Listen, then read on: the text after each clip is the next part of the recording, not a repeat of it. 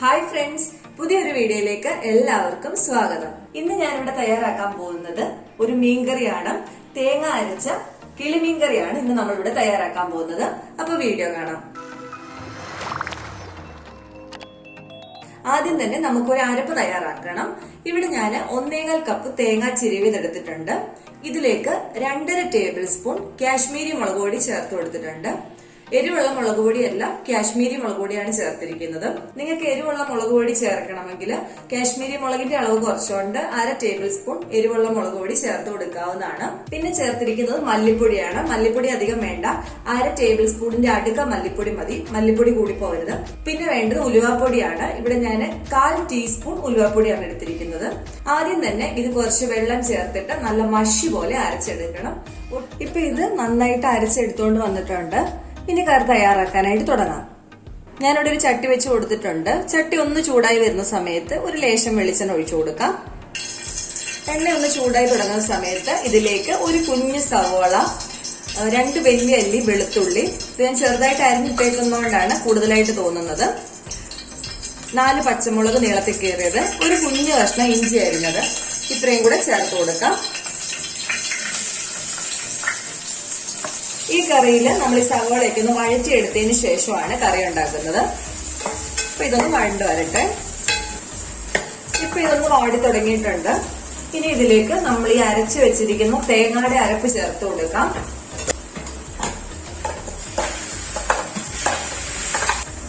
ഈ കറിയിലേക്ക് ആവശ്യമായിട്ടുള്ള വെള്ളവും കൂടെ ഈ സമയത്ത് ചേർത്ത് കൊടുക്കാവേ.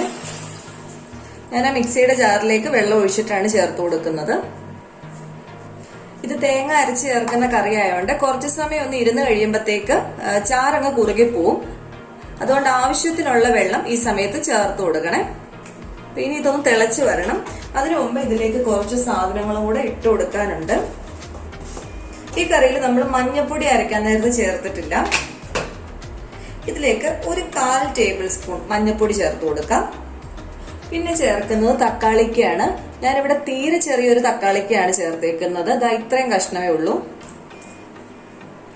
ഇതിലേക്ക് കറിവേപ്പില ചേർത്ത് കൊടുക്കാം. ഈ സമയത്ത് കറിവേപ്പില ചേർത്താൽ മതി, ആദ്യം ഇട്ട് വഴറ്റുന്ന കൂട്ടിൽ ചേർക്കണ്ട. കറിയിലേക്ക് ആവശ്യമായിട്ടുള്ള ഉപ്പും ചേർത്ത് കൊടുത്തിട്ടുണ്ട്. നമ്മൾ ഇതിലേക്ക് ചേർത്ത മുളക് പൊടി, മല്ലിപ്പൊടി ഒന്നും വറുത്തിട്ടല്ല ചേർത്തത്, എല്ലാം നേരിട്ട് അരച്ചെടുക്കുമായിരുന്നു. അപ്പൊ ഇതിന്റെ ഒരു പച്ചമണം കാണും. അതുകൊണ്ട് ഇതിരുന്ന് നന്നായിട്ട് തിളച്ചതിന് ശേഷമേ ഇതിലേക്ക് മീൻ ഇട്ട് കൊടുക്കാവൂ. അപ്പൊ ഇതിരുന്ന് തിളച്ചു വരട്ടെ, നമുക്കൊന്ന് വെയിറ്റ് ചെയ്യാം. ഇപ്പൊ ഇത് നന്നായിട്ട് തിളച്ചു വന്നിട്ടുണ്ട്. ഇനി ഇതിലേക്ക് ചേർത്ത് കൊടുക്കാൻ പോകുന്നത് കുടംപുളിയാണ്. ഞാനിവിടെ 2 കഷ്ണം പുളിയാണ് ചേർത്തിരിക്കുന്നത്. അത് ചെറിയ കഷ്ണങ്ങളായിട്ട് മുറിച്ചിട്ടിട്ടുണ്ട്. ഇനി ഇതിലേക്ക് മീൻ ചേർത്ത് കൊടുക്കാം. ഞാനിവിടെ ഉപയോഗിക്കുന്നത് കിളിമീൻ എന്ന് പറയുന്ന മീനാണ്. ഒരു പിങ്ക് കളറിലിരിക്കുന്ന മീനുണ്ടല്ലോ, അതാണ് ഉപയോഗിക്കുന്നത്. ഓരോ സ്ഥലത്തും ഓരോ പേരായിരിക്കും പറയുന്നത്. ചാനലിൽ ഇതിനു മുമ്പേ ഞാൻ തേങ്ങ അരച്ചു വെക്കുന്ന ഒരു മീൻകറിയുടെ വീഡിയോ അപ്ലോഡ് ചെയ്തിട്ടുണ്ട്.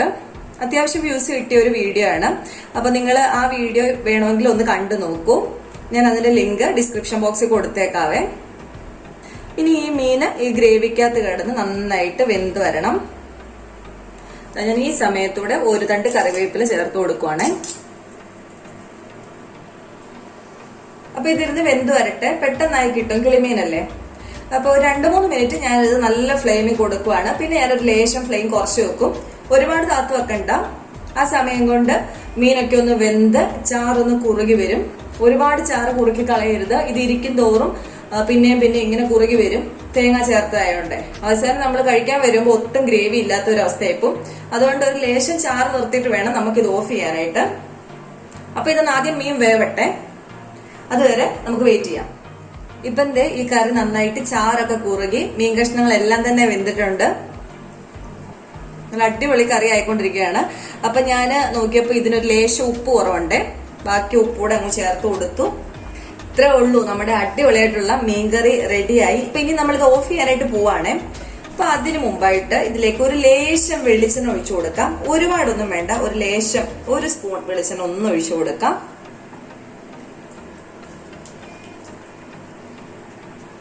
പിന്നെ നിങ്ങൾക്ക് വേണമെന്നുണ്ടെങ്കിൽ ഈ സമയത്ത് ഒരു തണ്ട് കറിവേപ്പിലയും കൂടി ഇട്ട് കൊടുക്കാവുന്നതാണ്. അപ്പൊ ഞാനിപ്പോ കറിവേപ്പില ഇടുന്നില്ല.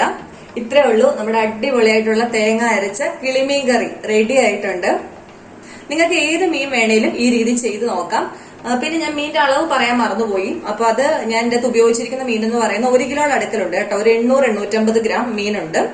ഏത് മീൻ ഉപയോഗിച്ചും ഈ രീതി ചെയ്യാം. അതിപ്പോ അയല ആയിക്കോട്ടെ, മത്തി ആയിക്കോട്ടെ, ഏത് മീൻ വേണേലും നമുക്ക് ചെയ്തെടുക്കാം. അപ്പൊ നിങ്ങൾ എല്ലാവരും അടുത്ത തവണ ഇതുപോലെ ഒന്ന് ട്രൈ ചെയ്ത് നോക്കുക. എല്ലാവർക്കും ഇഷ്ടപ്പെടും. എന്നിട്ട് ചോറൊക്കെ കൂട്ടിയിട്ട് കഴിച്ചു നോക്കിയിട്ട് ഫീഡ്ബാക്ക് കൂടെ പറയണേ. അപ്പൊ അടുത്ത ദിവസം വേറൊരു വീഡിയോ ആയിട്ട് കാണാം. താങ്ക്